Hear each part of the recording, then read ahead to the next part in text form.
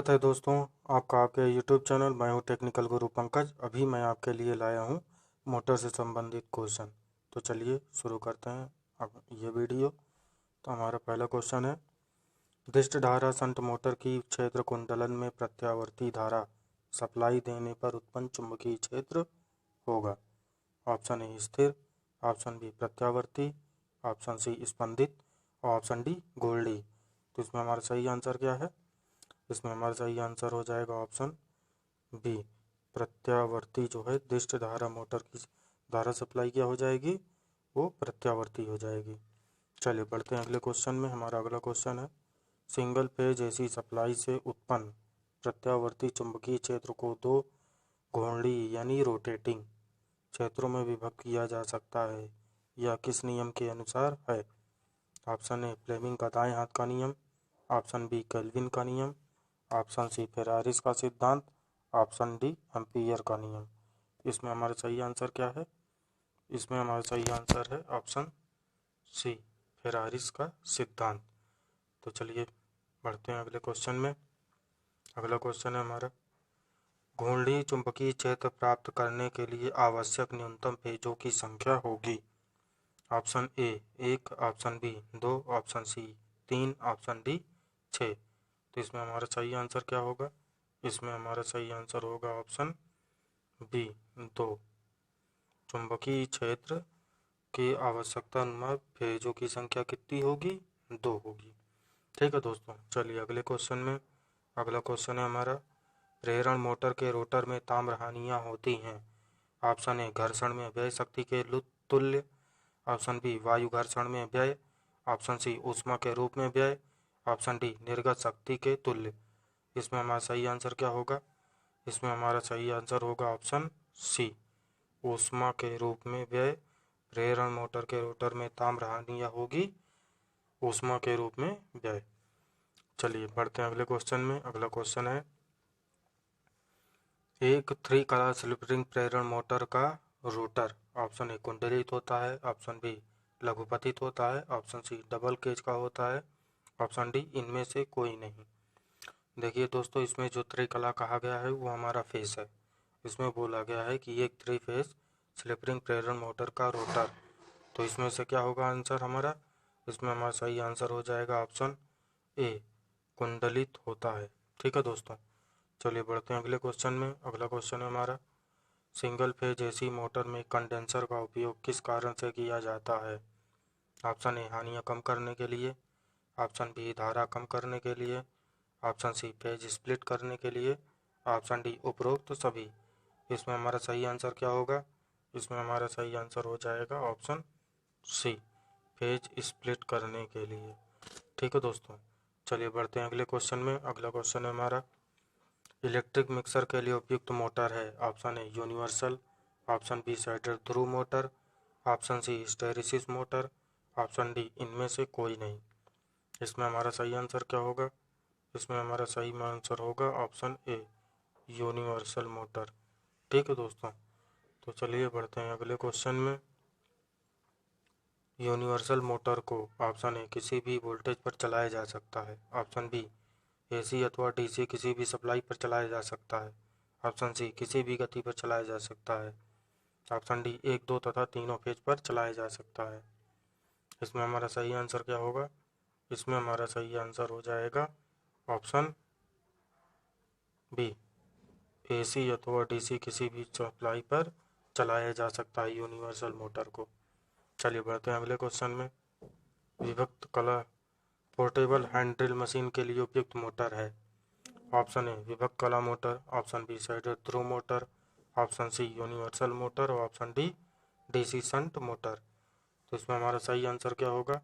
इसमें हमारा सही आंसर हो जाएगा option D DC shunt motor जो है हैंड ड्रिल के लिए, पोर्टेबल हैंड ड्रिल के लिए उपयुक्त है। ठीक है दोस्तों, डीसी शंट मोटर है ये पोर्टेबल हैंड ड्रिल के लिए है। तो चलिए बढ़ते हैं दोस्तों अगले क्वेश्चन में। हमारा अगला क्वेश्चन है, सिंक्रोनस मोटर में विरोधी विद्युत वाहक बल निर्भर करता है। ऑप्शन ए भार पर, ऑप्शन बी गति पर, ऑप्शन सी उत्तेजन पर और ऑप्शन डी इन सभी पर। इसमें हमारा सही आंसर क्या हो जाएगा?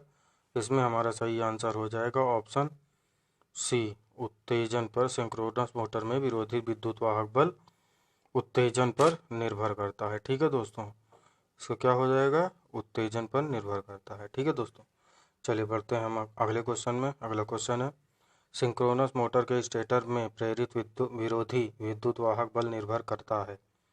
ऑप्शन ए केवल रोटर उत्तेजन पर, ऑप्शन बी रोटर उत्तेजन एवं गति दोनों पर, ऑप्शन सी केवल रोटर गति पर और ऑप्शन डी केवल भार कोण पर।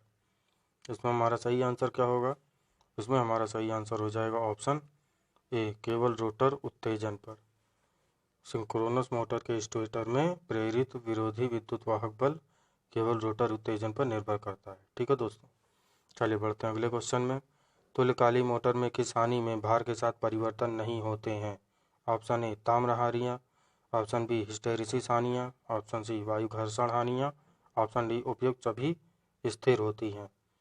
तो इसमें हमारा सही आंसर क्या हो जाएगा, इसमें हमारा सही आंसर हो जाएगा ऑप्शन सी वायु घर्षण हानियाँ। तुल्यकाली मोटर में क्या होता है, वायु घर्षण हानियाँ जो है वो परिवर्तन नहीं होती हैं। ठीक है दोस्तों, चलिए बढ़ते हैं अगले क्वेश्चन में। कंपाउंड मोटर में शंट क्षेत्र एवं श्रेणी क्षेत्र के वर्तन की तुलना करने पर। ऑप्शन ए शंट क्षेत्र में कण अनुप्रस्थ क्षेत्र के तार के अधिक वर्तन होते हैं, ऑप्शन बी शंट क्षेत्र में अधिक अनुप्रस्थ के तार के वर्तन कम होते हैं, ऑप्शन सी शंट क्षेत्र में अधिक अनुप्रस्थ क्षेत्र के तार के वर्तन अधिक होते हैं, ऑप्शन डी शंट क्षेत्र में कम अनुप्रस्थ क्षेत्र के तार के वर्तन कम होते हैं। इसमें हमारा सही आंसर क्या होगा, इसमें हमारा सही आंसर हो जाएगा ऑप्शन ए शंट क्षेत्र में कम अनुप्रस्थ क्षेत्र के अधिक वर्तन होते हैं। ठीक है दोस्तों, चलिए बढ़ते हैं अगले क्वेश्चन में। डीसी मोटर में ब्रश पर वोल्टता का मान लगभग होगा। Option A 220 volt, option B 2 volt, option C 50 volt और ऑप्शन डी 100 वोल्ट। इसमें हमारा सही आंसर क्या हो जाएगा, डीसी मोटर में ब्रश वोल्टता का मान 2 हो जाएगा। ठीक है दोस्तों, यानी 2 वोल्ट का मान होगा डीसी ब्रश के मोटर में। चलिए बढ़ते हैं अगले क्वेश्चन में। डीसी श्रेणी मोटर के कार्य करते समय क्षेत्र कुंडली खुल जाए तब मोटर की गति बढ़ जाएगी, ऑप्शन बी मोटर की गति कम हो जाएगी, ऑप्शन सी मोटर रुक जाएगी और ऑप्शन डी मोटर जल जाएगी। इसमें हमारा सही आंसर क्या हो जाएगा, इसमें हमारा सही आंसर हो जाएगा ऑप्शन सी मोटर रुक जाएगी। ठीक है दोस्तों, चलिए बढ़ते हैं अगले क्वेश्चन में। संचयी कंपाउंड डीसी मोटर की गति नियंत्रण की विधि। ऑप्शन ए आर्मेचर प्रतिरोध परिवर्तन द्वारा, ऑप्शन बी आर्मेचर वोल्टेज परिवर्तन द्वारा, ऑप्शन सी क्षेत्र प्रतिरोध परिवर्तन द्वारा, ऑप्शन डी उपयुक्त में से कोई नहीं। इसमें हमारा सही आंसर क्या हो जाए, इसमें हमारा सही आंसर हो जाएगा ऑप्शन डी उपयुक्त में से कोई नहीं। ठीक है दोस्तों, चलिए बढ़ते हैं अगले क्वेश्चन में। विद्युत मोटर में धारा का कौन सा प्रभाव प्रयुक्त किया जाता है। ऑप्शन ए केवल चुंबकीय प्रभाव, ऑप्शन बी चुंबकीय एवं ऊष्मीय प्रभाव, ऑप्शन सी केवल ऊष्मीय प्रभाव, ऑप्शन डी ऊष्मीय एवं रासायनिक प्रभाव। हमारा सही आंसर क्या होगा, इसमें हमारा सही आंसर हो जाएगा ऑप्शन बी चुंबकीय एवं ऊष्मीय प्रभाव जो है विद्युत मोटर में धारा का प्रभाव प्रयुक्त किया जाता है। ठीक है दोस्तों, चलिए अगले क्वेश्चन में। तुल्यकाली मोटर के हाइड्रोजन शीतलन से मशीन की निर्गत किस सीमा तक बढ़ाई जा सकती है। ऑप्शन ए 100%, ऑप्शन बी 30 से 40%, ऑप्शन सी 0, ऑप्शन डी 80%। इसमें हमारा सही आंसर क्या हो जाएगा, इसमें हमारा सही आंसर हो जाएगा ऑप्शन बी 30 से 40% तुल्यकाली मोटर के हाइड्रोजन शीतलन की निर्गत सीमा बढ़ाई जा सकती है। चलिए बढ़ते हैं अगले क्वेश्चन में। एक सिंक्रोनस मोटर की रोटर बाइंडिंग को लघुपथित शॉर्ट सर्किट कर मोटर को पावर सप्लाई दी जाती है तो मोटर नहीं चलेगी, मोटर एवं प्रेरण मोटर की भांति प्रारंभ होगी तथा प्रेरण मोटर की भांति चलती रहेगी। ऑप्शन सी मोटर एवं प्रेरण मोटर की भांति प्रारंभ होगी तथा तुल्यकाली मोटर की भांति चलती रहेगी, ऑप्शन डी मोटर जल जाएगी। हमारा सही आंसर क्या हो जाएगा, जी हाँ दोस्तों, इसमें हमारा सही आंसर हो जाएगा ऑप्शन सी मोटर एक प्रेरण मोटर की भांति प्रारंभ होगी तथा तुल्यकाली मोटर की भांति चलती रहेगी। ठीक है दोस्तों, चलिए बढ़ते अगले क्वेश्चन में। सिंक्रोनस मोटर में रोटर में दोलन उत्पन्न होने की क्रिया है। ऑप्शन ए तुल्यकालन, option B hunting, option C loading, option D crawling. तो इसमें हमारा सही आंसर क्या हो जाएगा? इसमें हमारा सही आंसर हो जाएगा option B hunting. Synchronous motor में रोटर दोलन उत्पन्न होने की क्रिया हंटिंग होती है।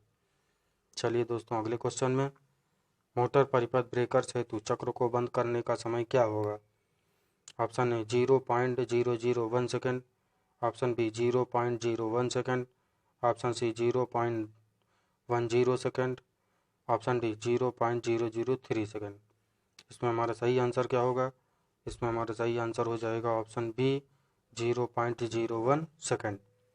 चलिए दोस्तों बढ़ते हैं अगले क्वेश्चन में, डीसी शंट मोटर की गति नियंत्रण की शंटेड आर्मेचर नियंत्रण विधि। ऑप्शन ए कम हो महंगी है, ऑप्शन बी कम फिजूल खर्ची है, ऑप्शन सी तीव्र परिवर्तनीय भारों हेतु उपयुक्त है, ऑप्शन डी उपयुक्त नहीं है। इसमें हमारा सही आंसर, जी हाँ दोस्तों, इसमें हमारा सही आंसर हो जाएगा ऑप्शन सी तीव्र परिवर्तनीय भारों हेतु होती है। ठीक है दोस्तों, चलिए बढ़ते हैं अगले क्वेश्चन में, किसी शंट मोटर के सप्लाई टर्मिनलों को उल्टा कर दिया जाता है, मोटर पर क्या प्रभाव पड़ेगा? ऑप्शन ए यह डीसी जनरेटर की तरह चलेगी, ऑप्शन बी यह उल्टी दिशा में चलेगी, ऑप्शन सी यह रुक जाएगी, ऑप्शन डी यह जल जाएगी। हमारा सही आंसर क्या हो जाएगा? इसमें हमारा सही आंसर हो जाएगा ऑप्शन सी यह रुक जाएगी। ठीक है दोस्तों, जब किसी शंट मोटर के सप्लाई टर्मिनल को उल्टा कर दिया जाता है तो मोटर पर प्रभाव पड़ता है कि यह रुक जाती है। ठीक है दोस्तों, निम्नलिखित में से कौन सी मोटर सबसे कम शोर करती है? Option A capacitor motor, option B universal motor, option C क्षैतिज pole motor, option D hysteresis motor. तो इसमें हमारा सही आंसर क्या हो जाएगा दोस्तों? जी हाँ दोस्तों, इसमें हमारा सही आंसर हो जाएगा ऑप्शन डी हिस्टैरिसीस मोटर। जो ये हिस्टैरिसीस मोटर होती है, ये मोटर सबसे कम शोर करती है। ठीक है दोस्तों, चलिए बढ़ते हैं अगले क्वेश्चन में, निम्नलिखित में से कौन सी सिंगल फेज मोटर उच्च पावर फैक्टर पर चलेगी? ऑप्शन ए क्षैतिज sided pole motor, option B capacitor run motor, option C विभक्त स्प्लिट फेज मोटर, और option D capacitor start motor. इसमें हमारा सही आंसर क्या हो जाएगा? इसमें हमारा सही आंसर हो जाएगा option B capacitor run motor. ठीक है दोस्तों, तो दोस्तों आज का वीडियो मैं यहीं समाप्त करता हूँ। आपको मिलता हूँ अपने अगले वीडियो में। अगले वीडियो में कुछ इसी तरह के संबंधित क्वेश्चन लेके आऊँगा। मेरा ये वीडियो आपको पसंद आया हो तो प्लीज़ लाइक कीजिए, सब्सक्राइब कीजिए और शेयर कीजिए और देखते रहिए। मिलते हैं अगले वीडियो में। धन्यवाद।